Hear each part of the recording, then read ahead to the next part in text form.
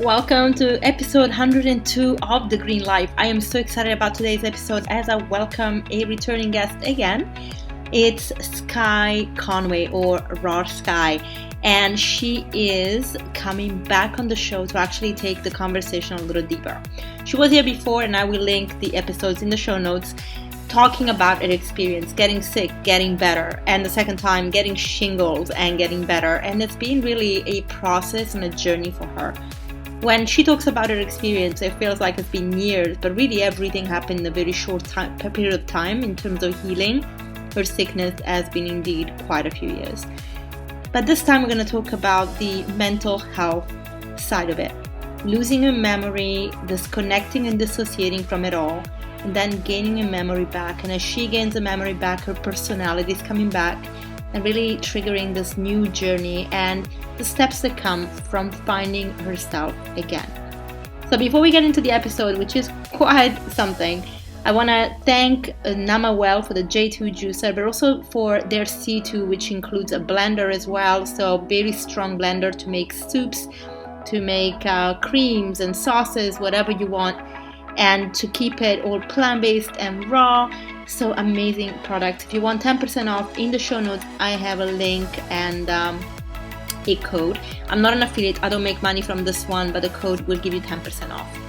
Then I am an affiliate, however, of Dr. Morse's Herbs and of the Window Workshop and New Zest and so many other wonderful brands that I've linked in the show notes for you. Every brand I have an affiliation with, I personally use and completely endorse. All right, without further ado, let's dive into this wonderful conversation with Skye. Welcome back, Skye.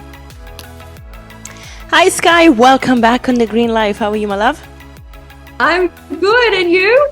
I'm okay. So excited to talk to you. And people will not really, I don't think they expect what's coming, but it's going to be a very deep dive into the psychological part of your healing journey, which we discussed at the end of last episode, which I'll put in the show notes for people to catch up on. But I think, you mentioned last time that we always focus on a lot on the physical. We want to see these physical results, but the mind is so important. And you obviously had that dissociation from what you were going through because it was so painful and traumatic, and making your way back. I want to hear really about how that experience was for you, losing your memory, like going into a completely different state of mind, and then having to come back to the reality whilst you're also healing your body, working on getting better, trying to figure out what is going on. So obviously people know about your story by now and they can watch the episodes before, but I'd like you to really go into that deep dive into that moment where you felt the split, and then what it was for you not to actually remember. Sure. So first off, I want to just give you a brief run up to how it happened and where I was psychologically with mental health. So of course I was physically sick, and you could see things like that. But when I was diagnosed at around 19 with ADHD. Of course, at this stage, I had chronic pain. Whether that was just how I dealt with it, I'm not sure. But Mum always said I was a very hyperactive child. So at this stage, 19, they're trying different medications for ADHD. I'd go on it for a bit and off it for a bit. Wow. I did focus more on the medication, but it's very strong. And what happened as I got older, they treated my pain with an SSRI, so Arapax. And of course, I don't think I was aware that I had anxiety. If you're sick, you have anxiety. Like, I just think as soon as I get a little bit of gas, I notice my whole mood changes. So it's hard to say. It really did help with the pain. If I had to say anything from where I was back then, it was the first thing that did help. Now, as the pain got worse and I couldn't concentrate on anything, plus they're giving me opiates, when they did give me amphetamines for the ADHD, it balanced me out, but it also helped with the pain. So this went on with a whole host of other medications and trying to balance hormones. And I'm seeing psychologists and psychiatrists from when I'm in my 20s. And I also studied psychology for 5 years. I never finished, but it really helped me know that it was okay not to be okay. Like, it really helped me understand that what I was going through, it was okay to feel the way that I was feeling. But when I went to these psychologists and psychiatrist is I spoke just like I'm speaking now. There was no mental illness. So yes, they said that I had ADHD, but there was no really, like, you could say you were mentally ill. And this went on, but remember, I'm losing a lot of weight. I'm still seeing psychiatrists. Then and even at school, I was told I had anorexia when I was just in absolute horrific pain. So you've got that, teachers calling my parents. And then, so that's like in year 12, I missed most of year 12. So they're saying, she's not eating. Well, I hardly ate because I was so sick. And then we're coming up, we've got all medications mixed in. I've got a lot of pain going on. I'm seeing psychiatrists, psychologists. And by the time I've had the hysterectomy at 30, that really messes with your mental health. So we can go back to that because it's like part of your soul has gone. And as I coach, so many women say this. But as I'm going up, the doctors are starting to say they're really worried about me being on any medication anymore. Like, it's not for mental health reasons, but they thought I was going to die basically because of my body was just shutting down. But they were also accusing me of not eating. And they had me on all these protein shakes, which were making me sicker, and I knew it. And it was really upsetting me. So I'm basically saying, I'm sick. I'm doing what you're saying. And they're saying, you're not eating. And I'm like, I am. So I'd go into hospital in ICU and they'd watch me eat. And I'm like, see, I eat plus these shakes. So this is getting really distressing. I'm very underweight. I've been at this stage. So from about 25, I lost my stomach and I did try and go back to work for a bit. But say from that stage to 35, that's when I was strictly basically in a room most of the time. I think I went to a couple of weddings, a couple of dinners. Besides that, just in a room. And like the other 25 years of time that I've spent in bed was scattered. Like, you'd have a bit where you got better, a bit where you got worse when I was little. But there was like 10 years where I was practically just always in bed before this split. It went on, but 10 years. So I'm basically skinny, running off medications. They're giving me these chemicals to eat, protein shakes. Now, I started to notice, I don't know whether it was, to me, it's so linked in with spirit. It's like I was so alone that I could hear voices. But whether it kind of gets muddled because near where I lived at the time, there's like fishermen and things. So you could hear them talking, but you almost want them to be talking to you, and whether you kind of latch on to hope that maybe they are. And then what was happening was, because the doctors were worried about me, I was coming off the medication, actually was getting up a bit more. And I wanted to go because I was, coming off the pain meds and I'd had the hysterectomy. The pain wasn't there anymore, but I was very tiny. And at night, the sun didn't burn me as much. So I'd want to go for walks. And mum and dad were like really distressed about this. And this is making me, I'm just like, I can't do anything. Like, I'm basically trapped. Or I'd want to go for a swim, and I'd have both my carers, which is my parents, have to be right by my side. So I'm like, I guess my mind is trying to find something that's mine. But there was one morning. So at this stage, just like I stopped dreaming, like I might have passed out a bit and I was still on a lot of medication, and I stopped dreaming. And there's this one morning where I woke up and it was like watching myself from being a tiny bit of bacteria into becoming a jellyfish and kind of splitting from my soulmate or something. It's very, so I say it's how the soul and mind connect. And I woke up like, and it's like I looked around and I wasn't where I used to be. So, and the only way I can tie this back is to, even on bad days for people, they've still got their memory, and you are who you are. You can go through moods. There was no mood. It was like being in a completely different reality, a very dense, heavy reality. But there'd be overlays. Now, this gets confusing at this part because there was medications involved coming off. Was I taking it? I don't know at the time, to be honest. Like I'd lost touch and I'd also given up. So at this stage, I was still living with my parents, but I'd lay on the floor of my room all day and just stare at the roof and like stare at scars and stare at marks on my arm, stare outdoors, hear the car next door leave for work, come back, not really move, maybe get up if mum and dad helped me, but then go back and just, it didn't matter if I stared at a scar or stared at the roof or stared at a screen. I couldn't concentrate at this stage. My mind would just be kind of the same, if that makes sense. So this went on. Now, mum and dad, I was very sick, and before the split, I'd been in ICU 3 times. to try and treat me for they didn't know why my body was shutting down. Now, at this stage, mum and dad's, the doctors couldn't give me any more medication because I wouldn't go to the appointments and their scheduled medication. So, and I didn't care. There was no anxiety, no nothing. I'm like, I'm gonna feel this pain no matter what. The pain was unbearable. There's actually overlays, and I've never spoken about this, of having to lay there and watch my whole family burn alive. Like all these sort of, and I believe this coincides, and it's why there should be warnings on SSRIs. It's always, any time in my life I've had to come off an SSRI, something similar. This is very dramatic, but anytime they've lowered it or changed it, I've had similar overlays. And they say in the warning that you don't know if you're asleep or awake. So I'm dissociated, but at the same time, basically actually think I'm standing there every day having to watch my family burn alive. And then you're not really sleeping. And then at night, I'd want to get fresh air. Mum and dad are worried about me. They don't want me to leave. So they've called an ambulance for me to go to hospital. Now, once I'm in the hospital, they put me back on dexamphetamine because it's in there in my bag and stuff. I'm just not taking it anymore. My dexamphetamine, my Valium, hormones. They'd put me back on my pain medication. And once I did, I would kind of come back together, as if that had created my identity, as if I'd been medicated so highly for so long. That's all I knew. So they watched me and I was totally normal, totally fine. Speak to like the mental health people, and then I'd go home after 3 days. So they'd also run more bloods. They didn't know what was going on. I'd already been in a private hospital's ICU all of these time before this. So they have to send me home.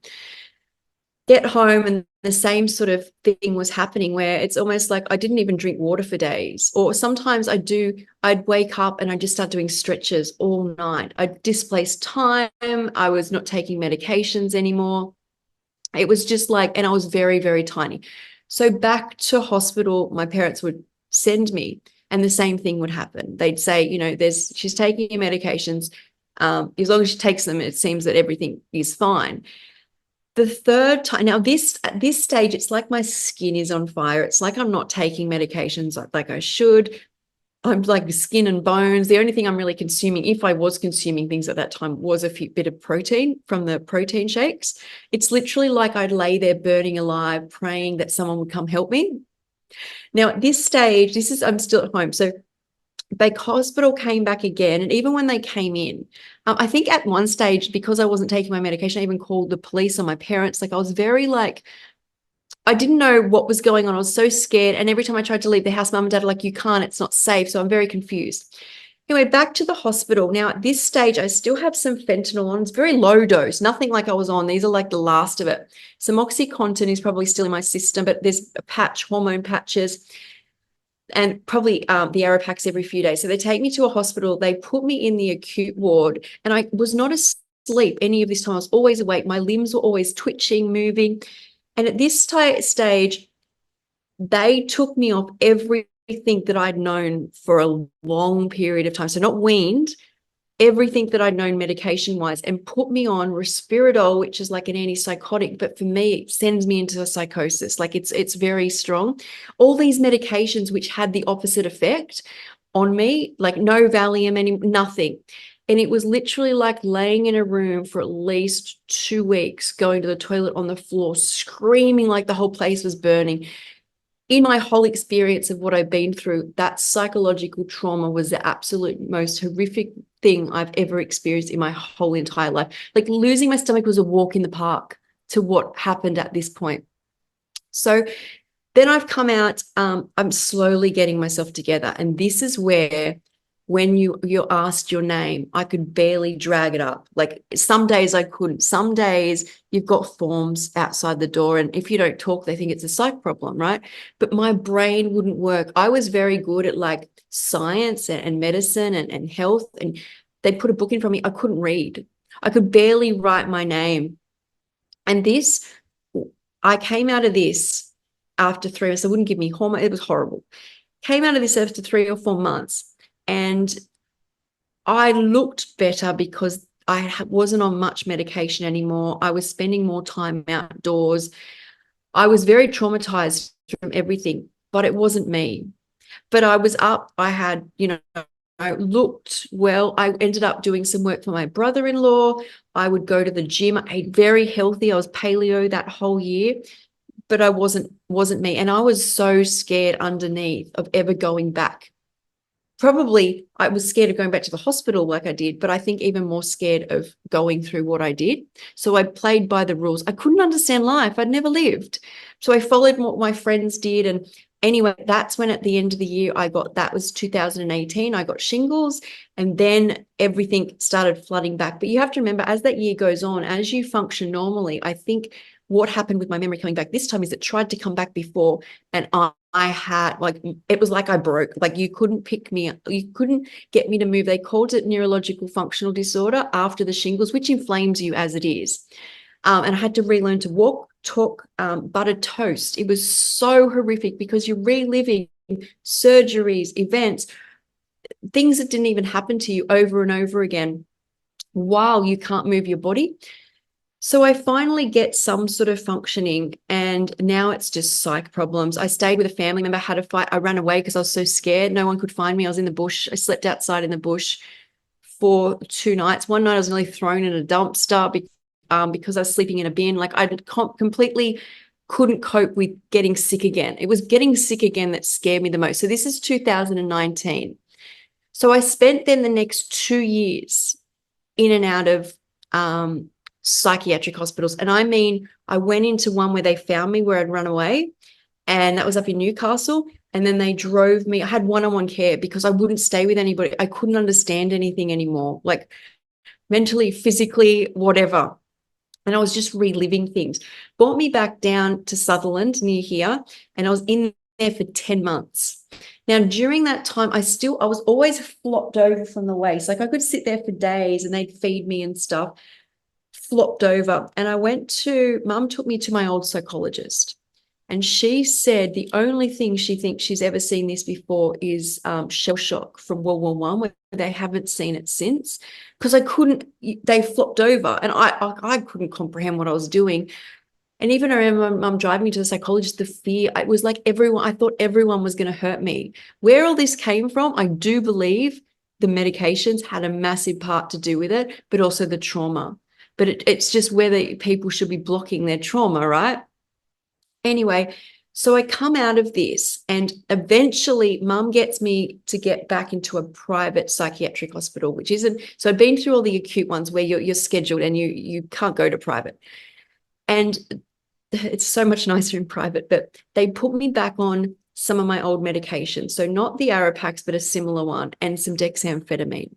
This got me up and kind of reconnected me again to something.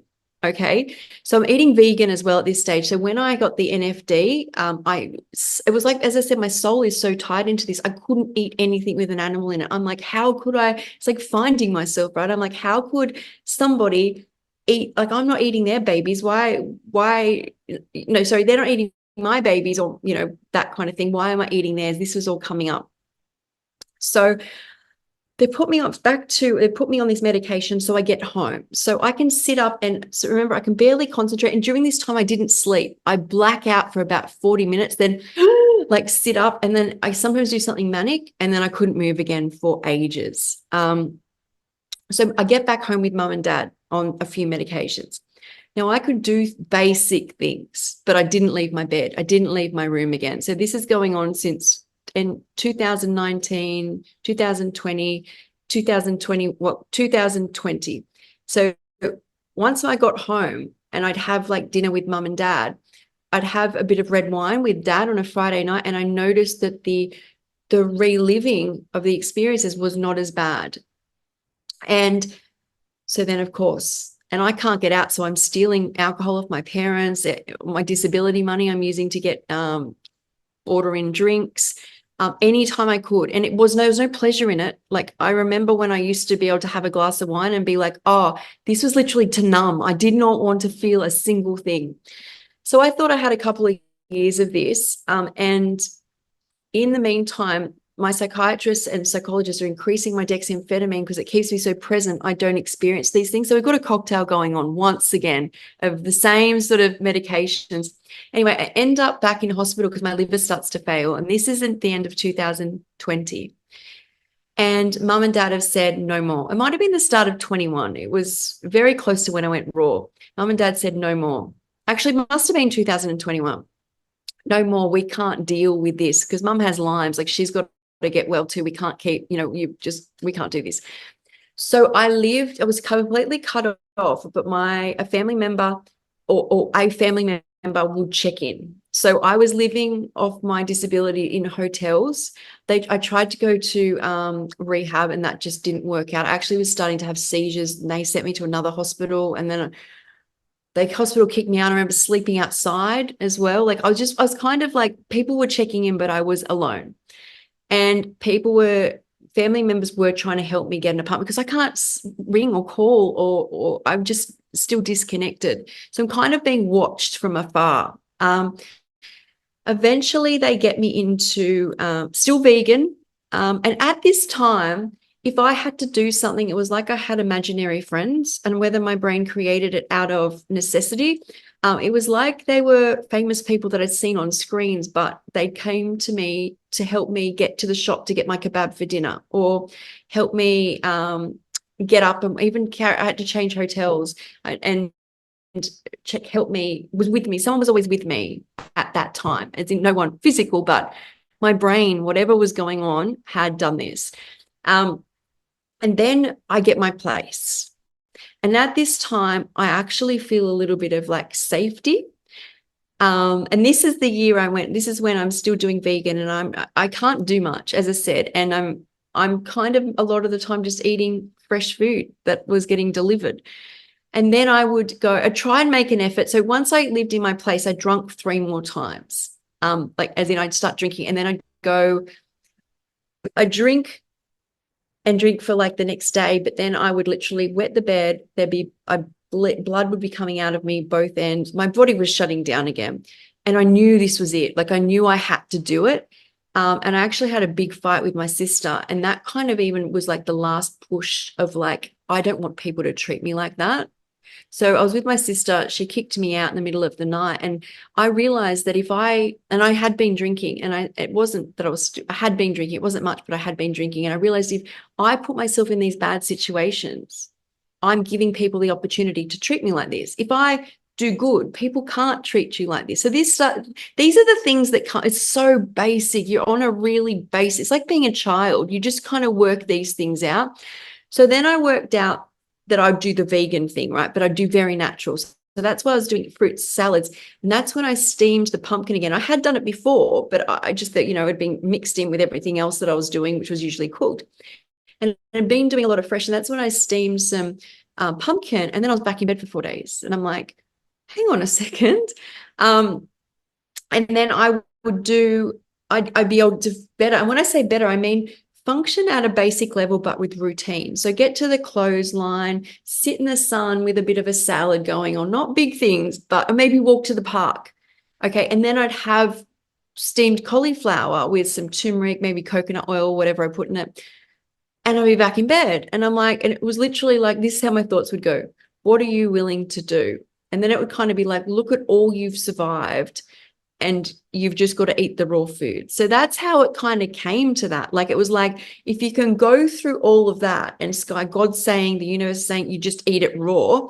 And that's when, and also Noah was saying that was like, I had imaginary friends, but it was also like my only friend was my phone, because a phone and a computer had always been with me. When I was in bed, I had my computer, I could, talk to people, could watch things. So I always had my phone with me as well.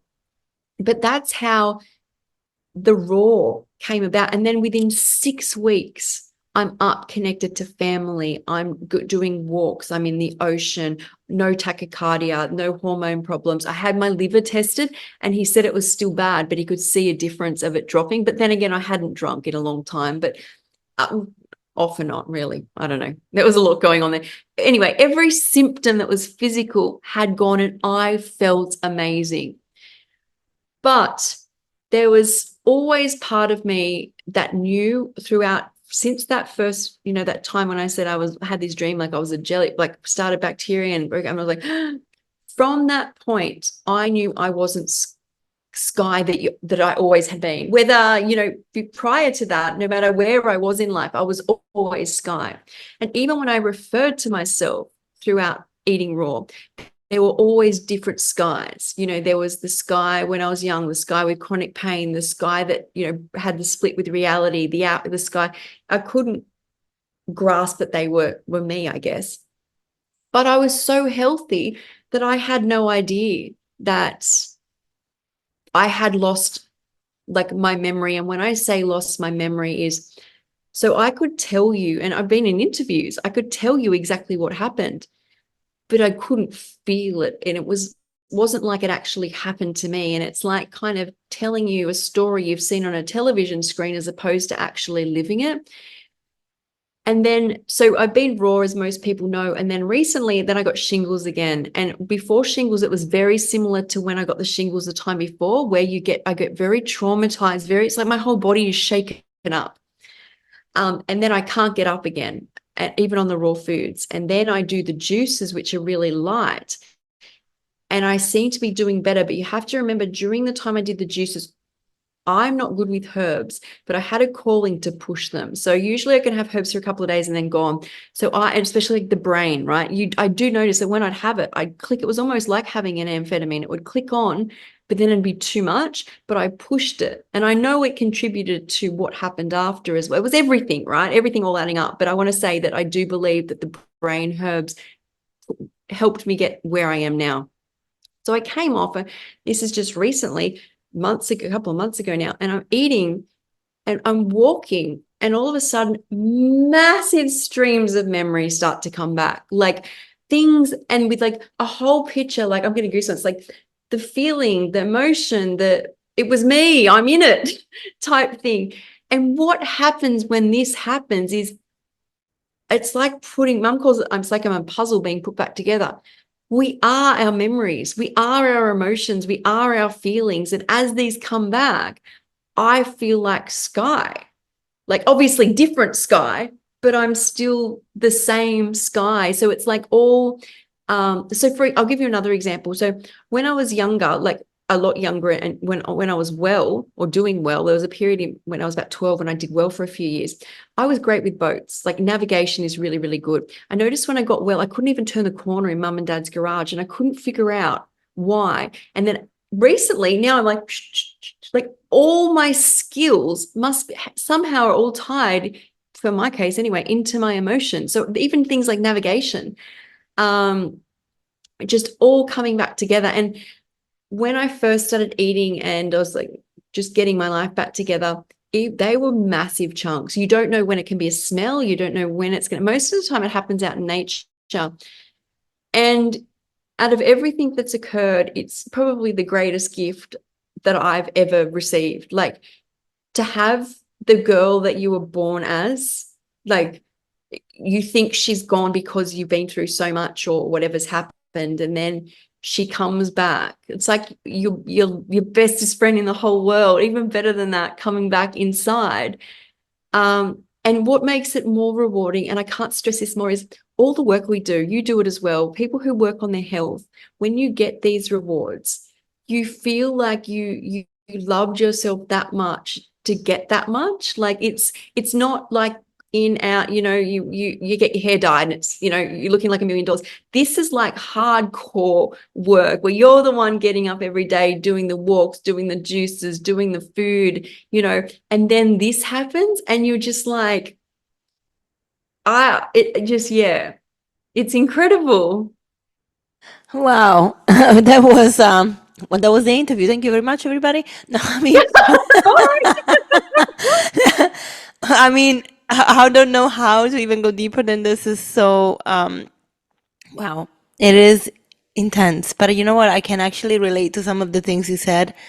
I think first of all, I have a couple of weeks ago, I just felt like these feelings of being out of space or out of place, or that you're not in reality, like it's between a dream or I had that 2 weeks ago, for 2 weeks actually. But I was in my office, but the office didn't feel like my office. Energetically, I just felt like I was in another dimension for quite a long time. I was going through a bit of a hard time for the past 2 weeks emotionally, and I think from the full moon, and I just felt like I was in dimensions. So I was like, I'm here, but I'm not really here. Like, I don't know. It just felt different I didn't feel comfortable. I was like, okay, a little bit scared.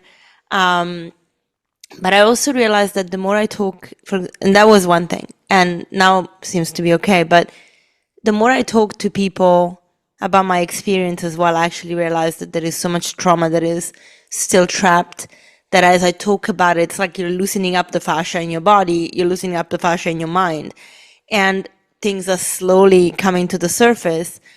And I I think I shared that with you that I stopped talking to my mom, and I started talking to her again a couple of months ago because last year she was in touch about doing a lot of self work, and she Yeah. seemed very different, very like she was really doing the work. So I started talking to her again, and then a couple of times now, I have seen that loop back, it's small things, but back into old, the way that she speaks, the way that she, and I'm like, okay, she's not doing the work right now, I can tell. And it brought back such emotions where I'm like, I need to not talk to her for a while because it is traumatic. And I think Mhm. this is the thing, like the triggers that remind you of certain things are still there. And it's not to blame anything or anyone. It's just that, I always say, like, you have to do your inner work, and then other people have to do it too. And it doesn't matter if it's your family or friends or husband, Mhm. whoever. If they're not doing it, there is a split because you can't be in tandem with something that doesn't align to you. So coming back to yourself, the good parts of yourself, even though a lot of it was traumatic,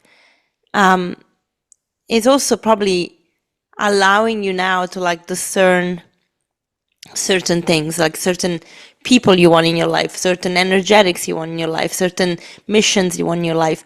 I mean, I'm always surprised when you say that what happened to you, especially the last part, was only a couple of years ago because, and I find it for myself too, because it feels like it's been years because that wisdom that comes out of it, it's so deep. And when you talk about it, it's like, I have been practicing this for a very long time, but it's more that we've been struggling for a very long time. And then you had Yeah. to very quickly get yourself together. So I'm trying to get to the question where obviously a lot of it, of the last part, especially going through drinking spells, it happened through COVID. And Mm. I know you mentioned COVID in a way was nice because the world stopped, and I felt the same when it happened. But at the same time, going in and out of a hospital during that time where everybody's fearful, how did you manage? Um, like, how did the Skye that was present in that moment versus the one that was coming back? How did you manage with everything that was going around?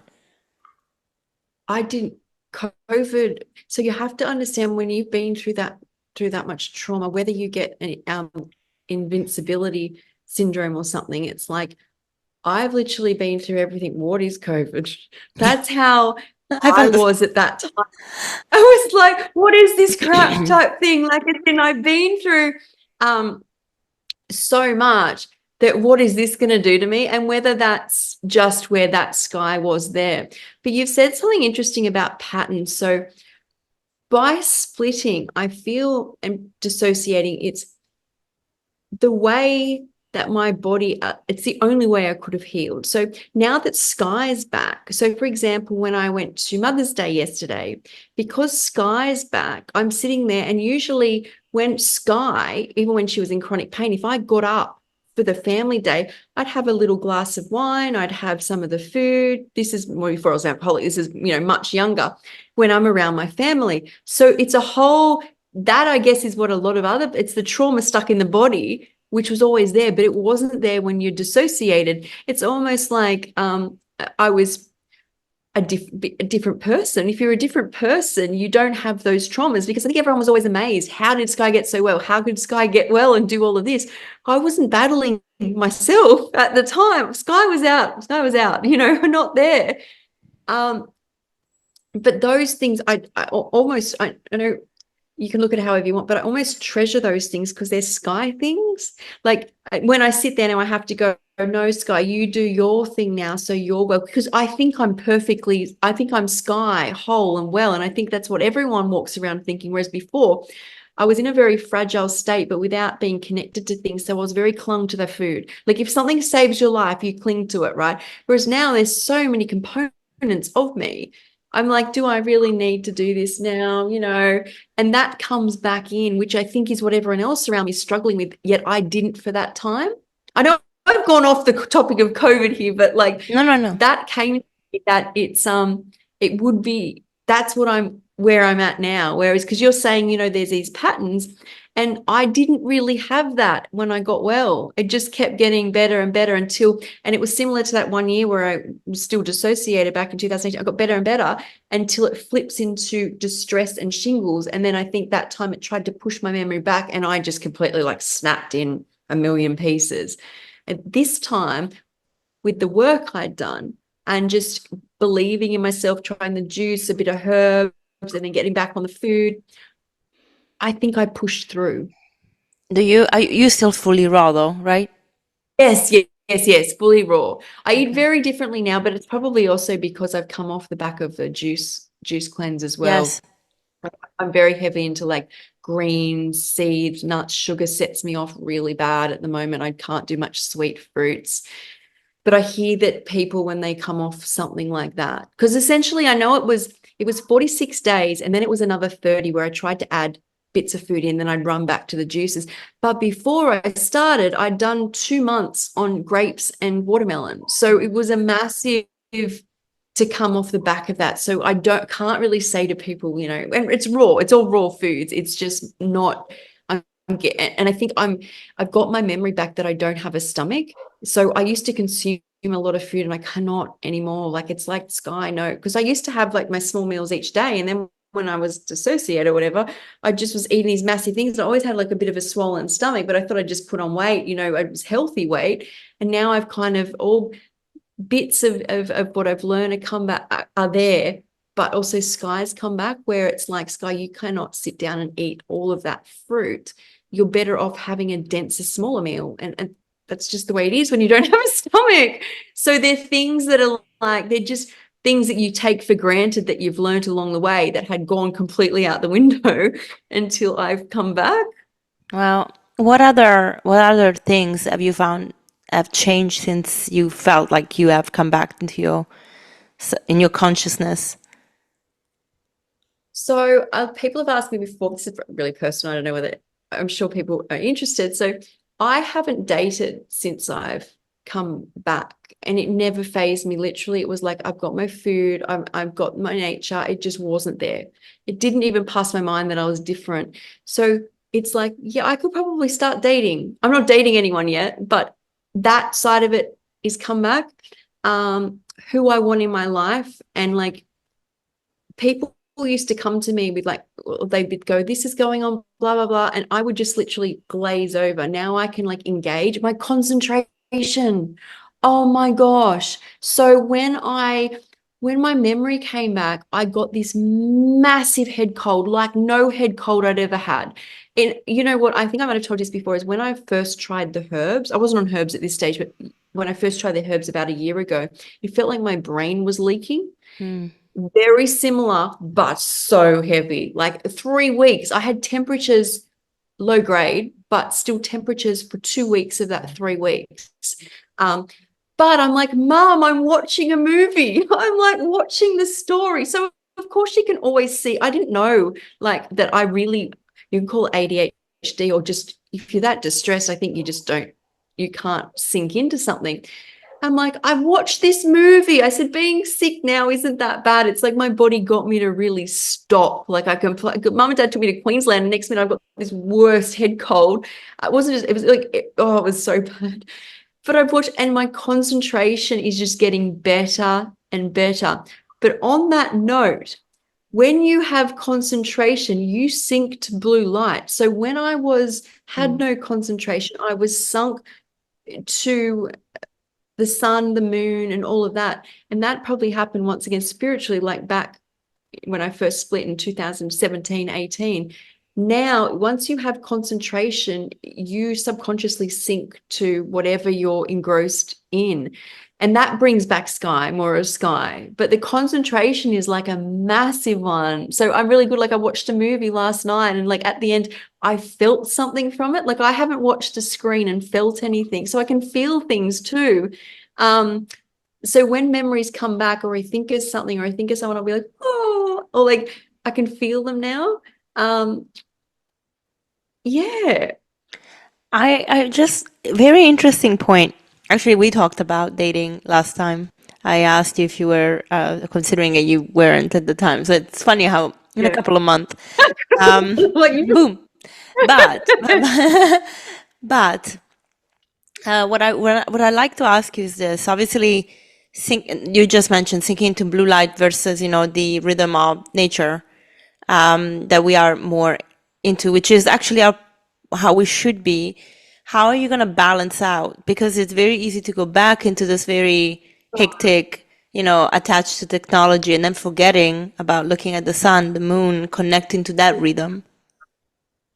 true. So I'm not stable in blue light zone. So, and I'm aware of that. So, like, for example, you probably see on my story, every day I try and throw myself in the ocean.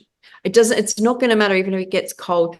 There's something about that. I don't swim for long. I just play. It's actually like my playtime. So I do my Pilates. I don't run anymore. I worked out I was getting high cortisol from that. So I do walks, but even my walks don't calm me enough. The only thing which brings me back is throwing myself in the ocean and then the sunlight. And I try and do that every single day. But it's like the greatest battle, isn't it? Like before I was in it, that's all that I could sink to because I couldn't sink into this. And now once you do, yeah, it's not easy, but I feel so displaced. Like once and the other thing, once you've got concentration, is you've got like a voice always going, oh, should I call that? Do I need to do that? Have I Yes. booked that? Is that website there? That wasn't there before.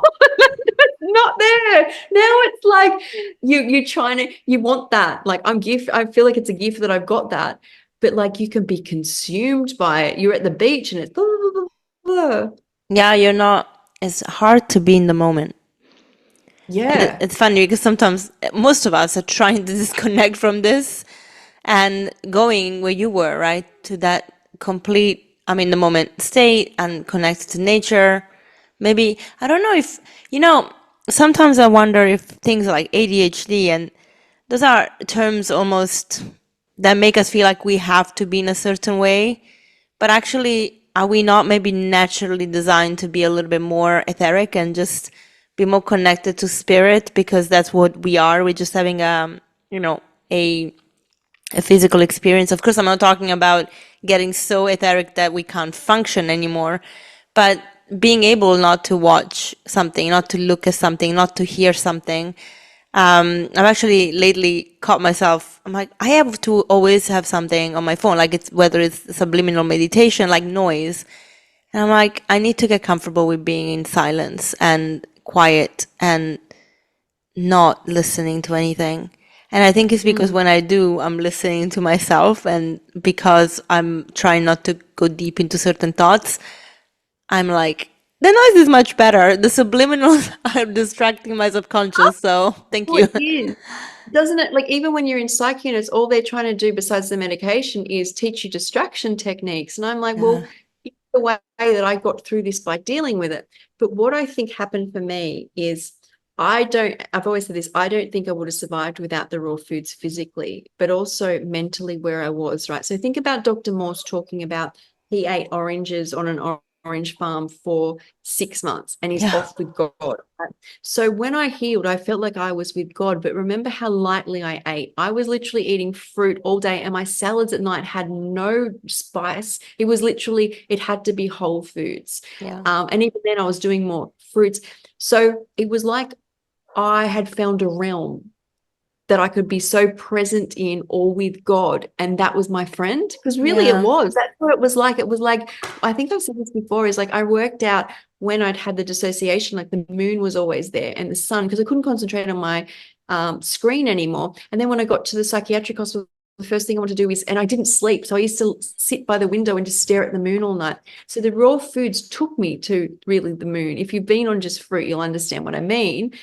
Everybody listening. And then you're in a space where I could do what I needed to do. And that's probably why I was so, because I always thought about why, because it's so easy now. I'm like, should I just have that or shouldn't I? I can see how people slip. But when you have been through so much of a hell and you know just by eating that light food, it's okay, you're safe with God. Is that what took me through until I needed to now? Because it's much more balanced. And like, even I look at photos and I look healthier now because I'm getting denser, a variety. But that was part of that life-saving dissociation, mania, whatever I needed to go into, healing crisis, Yeah. is what I think happened. Like, and I've always said this, even before this memory came back, if you have mental health problems, fruit, something about fruit, it's like the electricity of the brain. I'm not saying that's all you've got to eat, but if you go higher on fruit, it's just because once you lose your mind, you can do things which you lose your life. So it is a very unstable place to be. If you're not, in reality, you can just walk off a balcony or, something. So it's one of those really important things that if you know that fruit can just give you something, yeah. I think fruit, when it comes to regeneration and of any kind and healing, is the way to go. I've Yeah. seen it, and again, I mentioned my mom last year when she was just on fruit, completely different energetics, completely different. And Mm. now that she's eating different things, and she told me she's struggling with binging again. So I think for her, it started again when she went on HRTs because she was having some issues with low hormones because unfortunately she has very weak adrenals.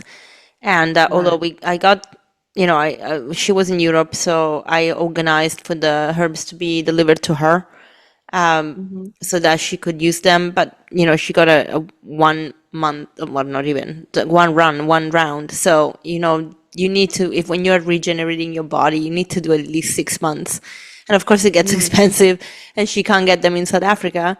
So Mm. it's been challenging because yeah, I've noticed this, and the hormones definitely affect her. So I think a lot of the struggles she's been through her whole life are related to her hormones, and because she's not Mm. balanced and with our adrenals, I think that's a struggle. So I mean, we are very blessed that Dr. Morse exists. I mean, when you were talking about your head cold, actually, you just mentioned in one of the cases, this man that just like the tap opened, it was just Yeah. leaking and feeling like the brain was leaking, and that's all lymphatic. But he was like, "Yeah, if you want to stop this, just have a cooked meal." So, Yeah. and it happened. So it's they are powerful. Fruits are so powerful because of the electricity, as you mentioned. So Yeah. yeah, I agree. And of course, it's beautiful. This is why we have to find that balance. It's beautiful to be completely up here. But of course, we also have to kind of navigate society. We have to be, what we're doing, we have to move it forward. And you have a mission now. Like you've had a mission since you got healthier and people started coaching with you. But I'm sure you want to take it to the next level. Mm. And for that, in a way, we need that grit that comes with a little bit more dense state of being. Yeah. Yeah, I agree. And I think ADHD. So I think if what I'm saying is go to fruits, is I'm thinking of people who are eating like a standard diet is just add in more fruits and build up. But to repair, or it's like to repair me, my hormones, whatever's going on now, is I feel so much better. I have so many greens at the moment. I'm Mm. literally living off green juice all the time. It's like I'm minerals, minerals, minerals. And my teeth got really bad after all the juice. They turned yellow. They were bleeding all the time. So now it's greens, also the omega-3s and the nuts and seeds. They're so protective of the brain. But then again, I feel like my brain's cleared out a lot now too. So I don't think whatever It's a path I went cycle. on, it's for a reason. Sorry? It's a cycle. I think we shouldn't be on fruit for the rest of our life. I don't believe that that's the way to do it. But if you're healing your body, that's a good place to start. Then you'll probably have your healing Yes. crisis, and then you can Yeah. start adding in some Yeah. different things. Yeah. It's and I notice so often that everyone heals in a different way at a different Yeah. time with a different way. And once you get into the raw foods, there's such a variety there. Is listen to your body. Like I definitely don't preach do what I did. I'm like, these are things that help me at this time. So when someone goes through something, they know it's there. It doesn't mean, you eat grapes for the rest of your life just because that helped me maybe with a tooth, or juicing helped me with the shingles in my memory. It doesn't mean I'm going to juice for the rest of my life. They're tools, and they're quite strong tools. Yeah.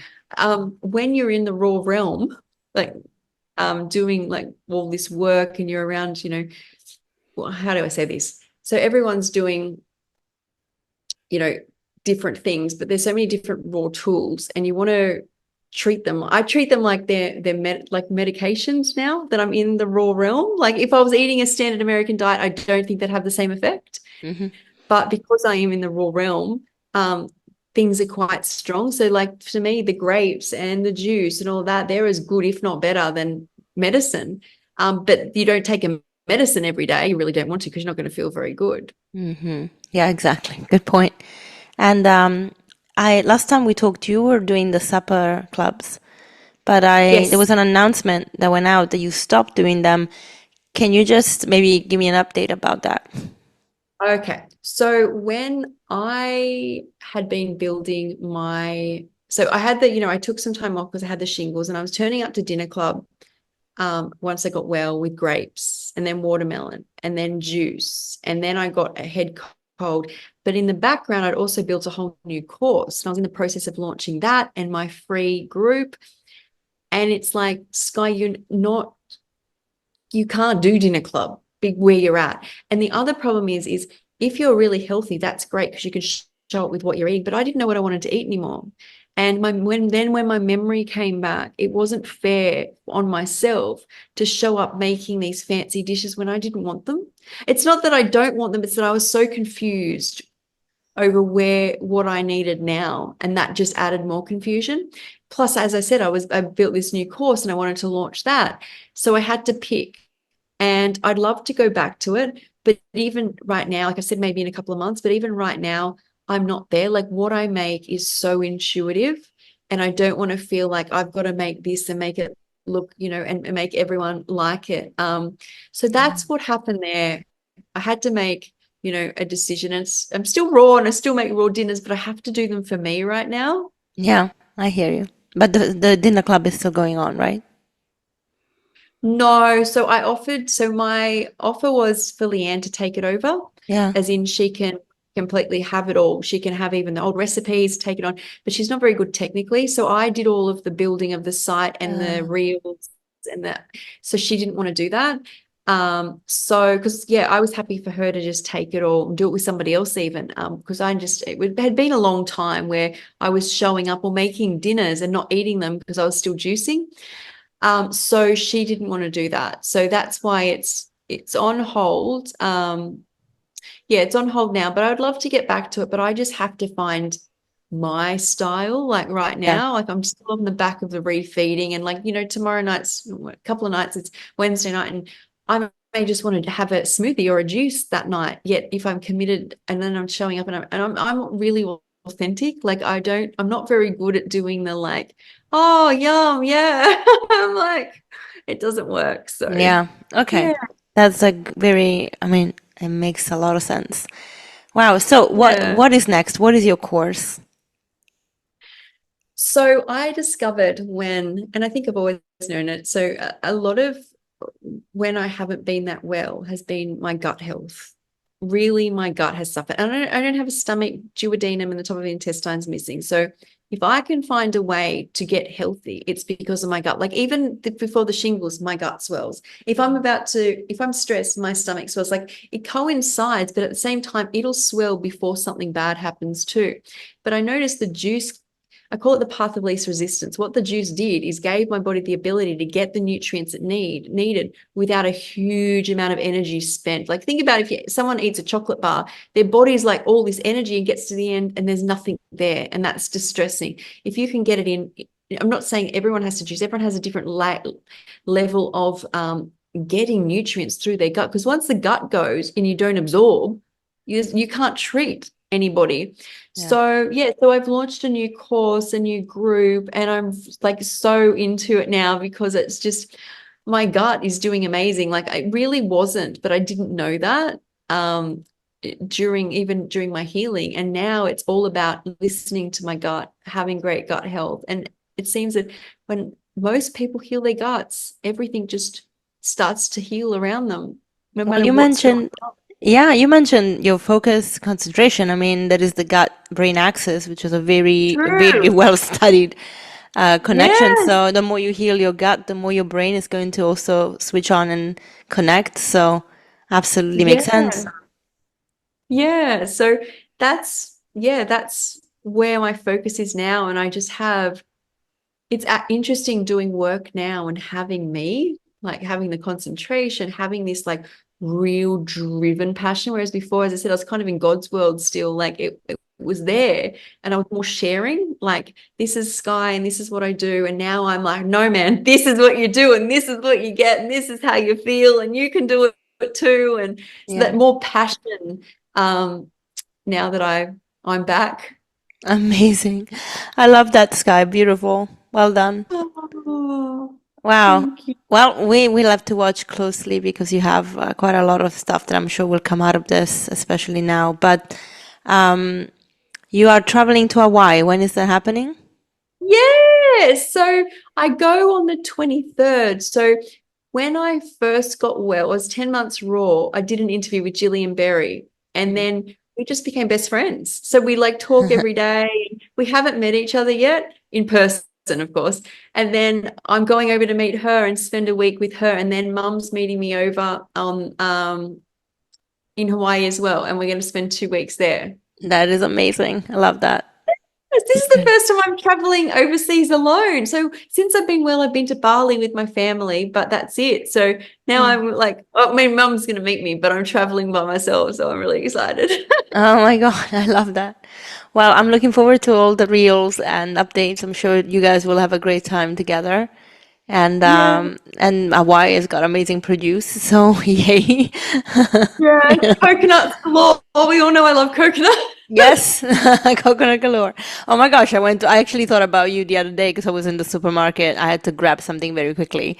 And they had coconuts from Asia, the same that you use, and they were opening them. Like 250 milliliters of the water from the coconut was a euro.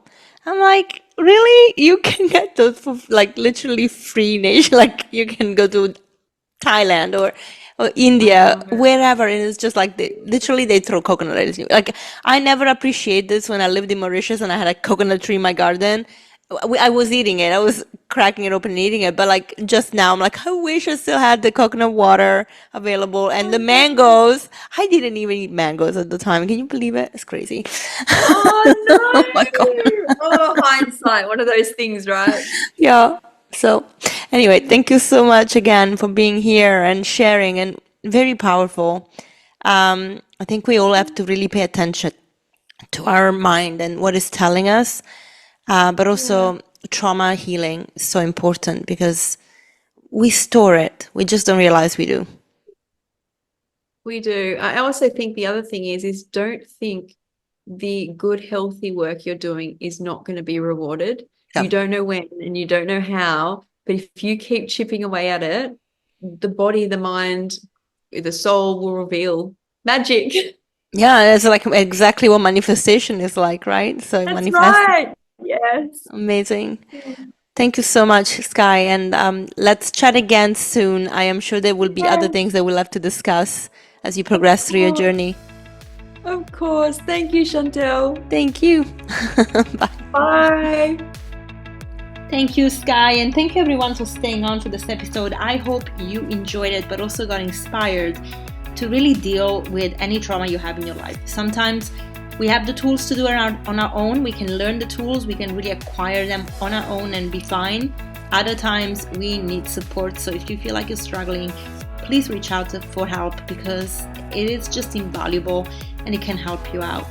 Now, if you have enjoyed this episode, as I hope you have, please make sure that you share it and you give us feedback and you also rate it on all the platforms you're listening on so that we can grow. Follow me on YouTube. Help me grow the channel so that we can really reach out to more and more people, but also invite amazing speakers. Ratings are important for speakers, so we have to really grow that way. All right, if you want to help the channel also financially, you can buy my affiliate account links and from my affiliate account links, and you can help me make an income for supporting the channel and getting the production done and so on. And I really, really appreciate it. All right, I'll see you next week and hope you have a great one. Bye.